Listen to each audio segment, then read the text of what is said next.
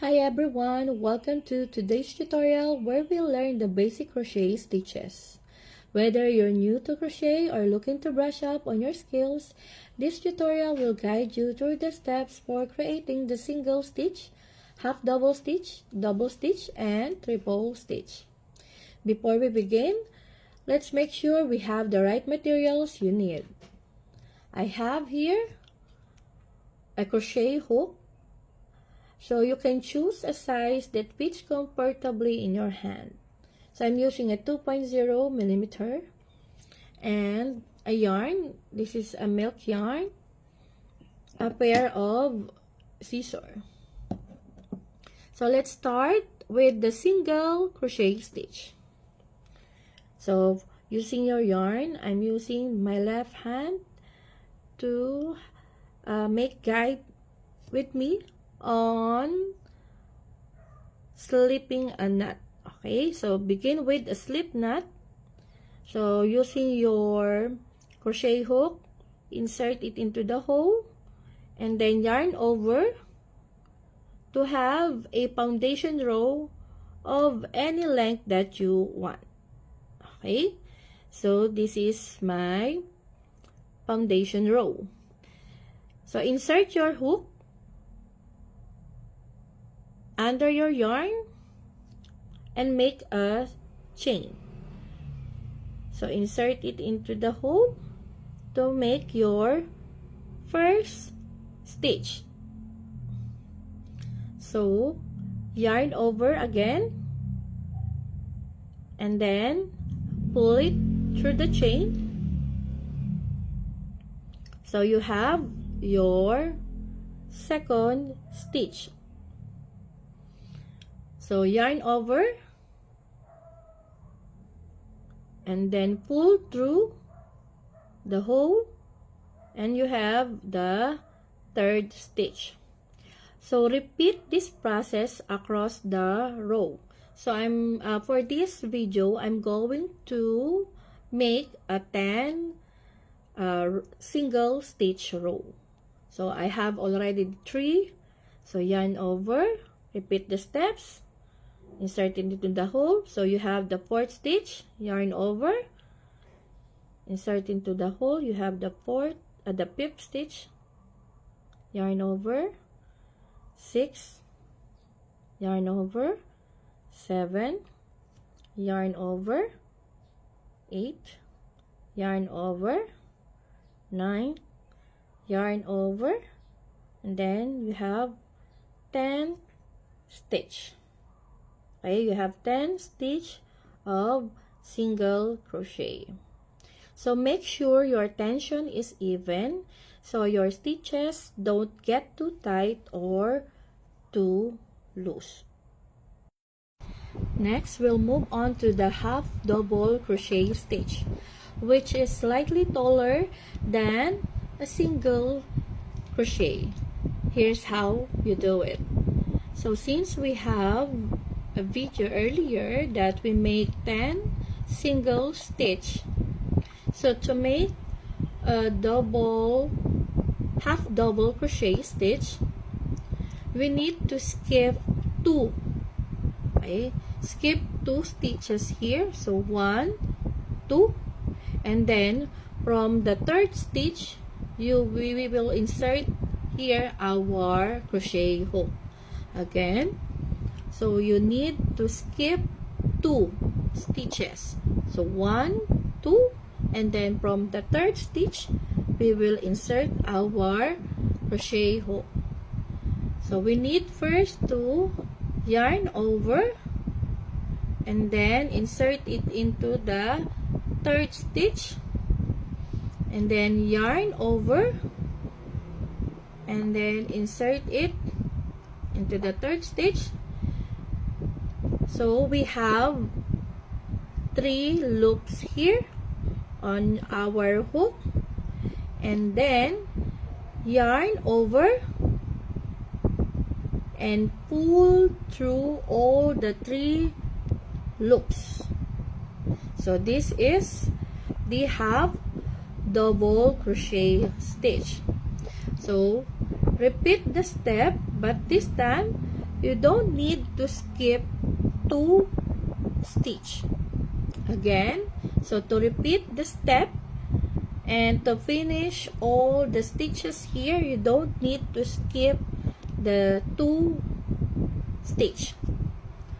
So again, repeat, yarn over, and then insert it to the next stitch. So yarn over, so insert it to the hole, and then we make 3 loops here. So yarn over, and then insert or pull through the 3 loops, and we make another half double crochet. So repeat the step, yarn over first, and then insert it into the next stitch. So yarn over, and then pull. So you have 3 loops here, and then yarn over, pull through the 3 loops here.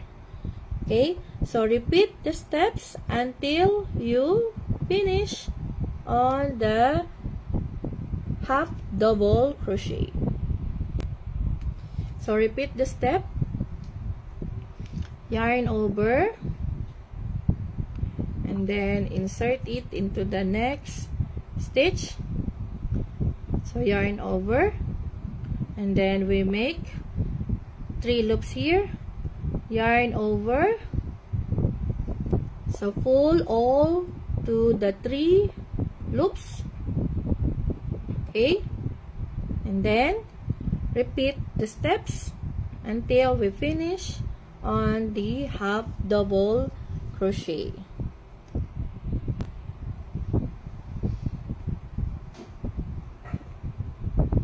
So yarn over, and then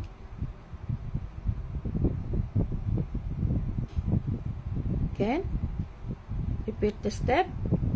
So we make the 3 loops here, so pull through all the 3 loops. So repeat, yarn over, and then insert into the next stitch. So yarn over, and then we make another 3 loops here. So yarn over, pull it through the 3 loops, and then that's it. So we have a half double crochet stitch. So this stitch works up a little faster and gives your project more height than a single crochet. So next we have our double crochet stitch in the next video. Now we'll try the double crochet stitch.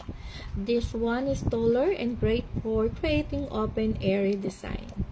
Start with your single stitch chain. So for the double crochet stitch, you need to hook your crochet hook into the 4th chain from the hook. So 1, 2, 3, 4. Again, yarn over and insert your hook into the 4th chain from the hook. So 1, 2, 3, 4.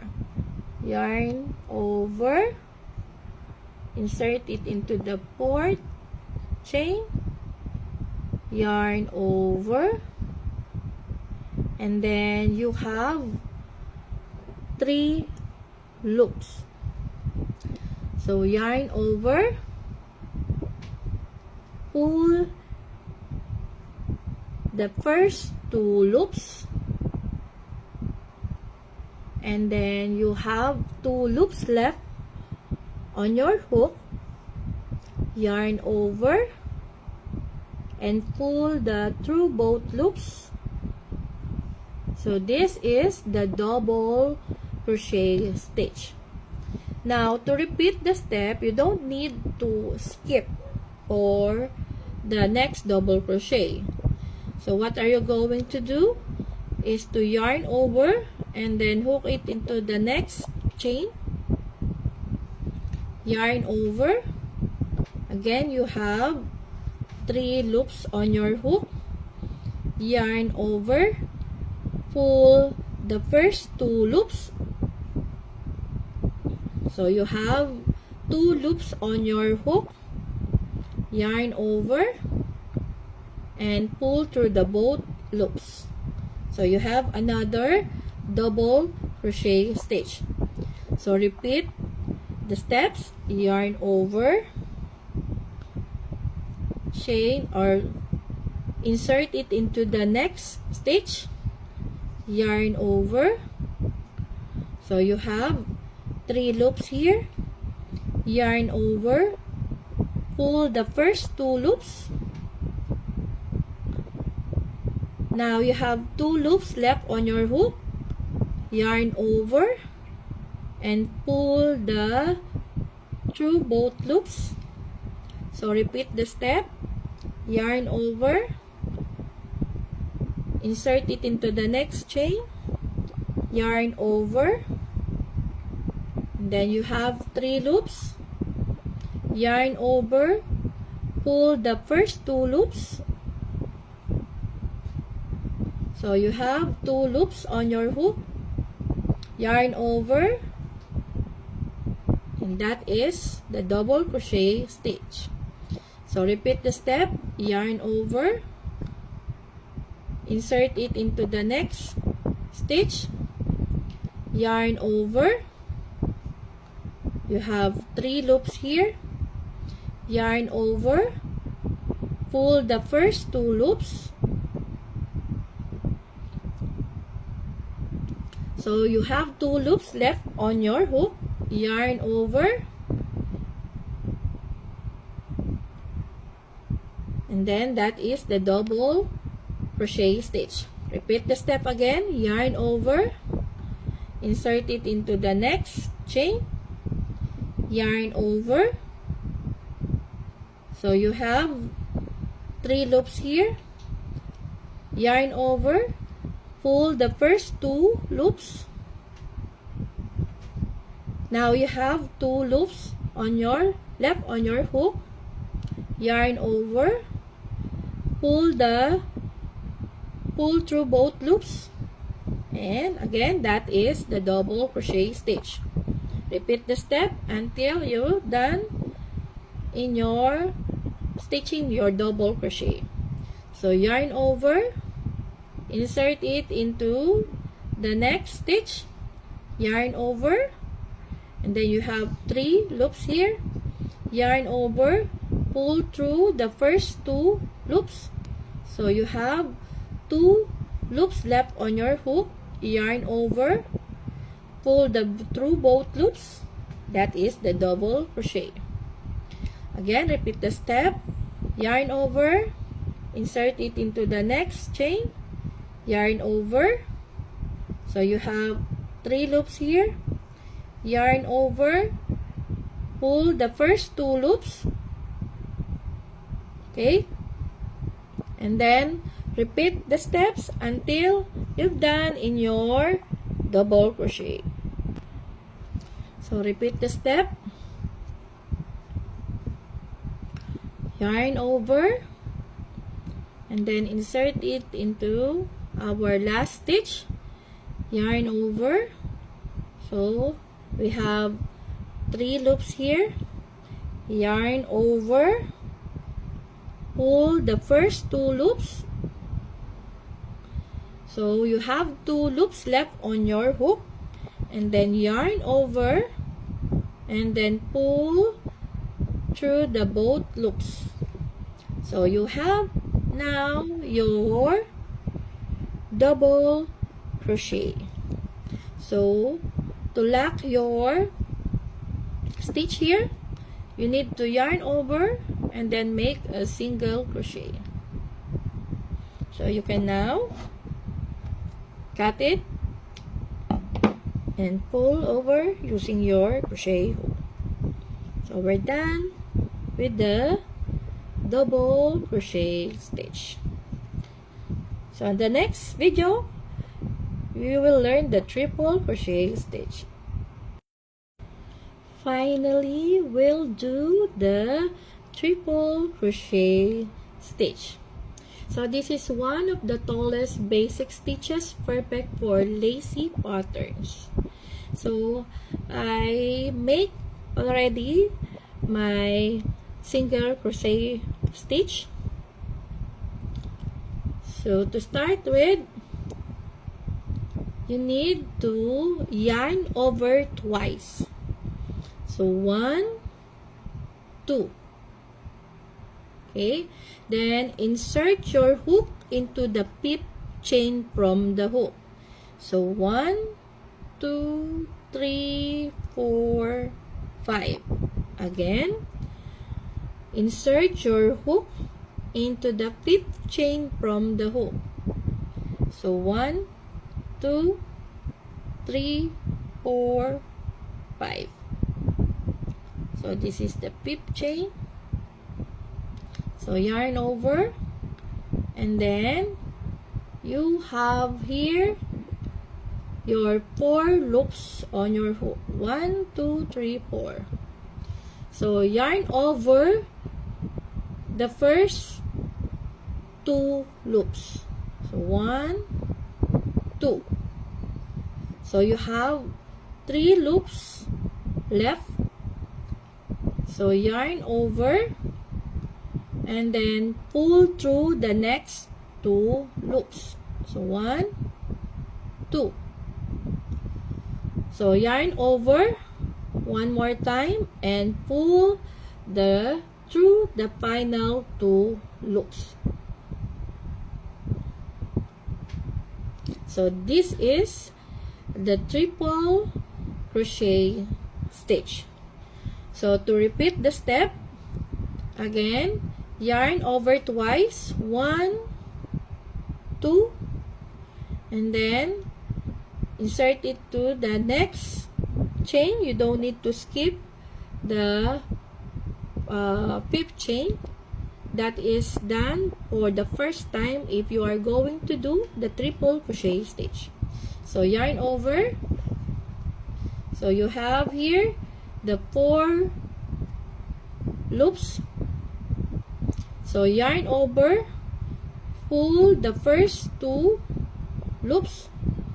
So you have 3 loops left on your hook, and then yarn over, pull through the next 2 loops. Okay, and then one more time, yarn over, and then pull through the final 2 loops. So this is the triple crochet stitch. So repeat the step. Yarn over twice, 1, 2, and then insert your hook to the next chain. Yarn over. So you have 4 loops here. So yarn over, pull through the first 2 loops, and then yarn over, pull through the next 2 loops. So you have here 2 loops left on your hook, and then yarn over again, then pull it through the both loops. Again, repeat the step. So 1, 2, and then insert it to the next stitch. So yarn over, then you have 4 loops here, yarn over, and then pull it through the first 2 loops. Then you have 3 loops left on your hook, yarn over, and then pull it through the 2 loops, and then for the final, so yarn over one more time and then pull through the final 2 loops. This is the triple double crochet. So repeat the steps until you reach the last stitch. Okay, so again, repeat the step. Yarn over twice. So 1, 2, then insert it to the next chain. So yarn over, so you have 4 loops here. So yarn over and then pull it to the first 2 loops. You have 3 loops left on your hook. So yarn over and then pull it over through the next 2 loops. So you have 2 loops left on your hook, and then yarn over and then pull through the final 2 loops. So this is the triple crochet stitch. So triple crochet stitches work up quickly and can create lightweight, delicate fabrics. So, and that's it. You know how to make the single crochet stitch, half double stitch, double stitch, and triple stitch. So practice this until you feel comfortable with them, and soon you'll be ready to take on more complex patterns. Happy crocheting!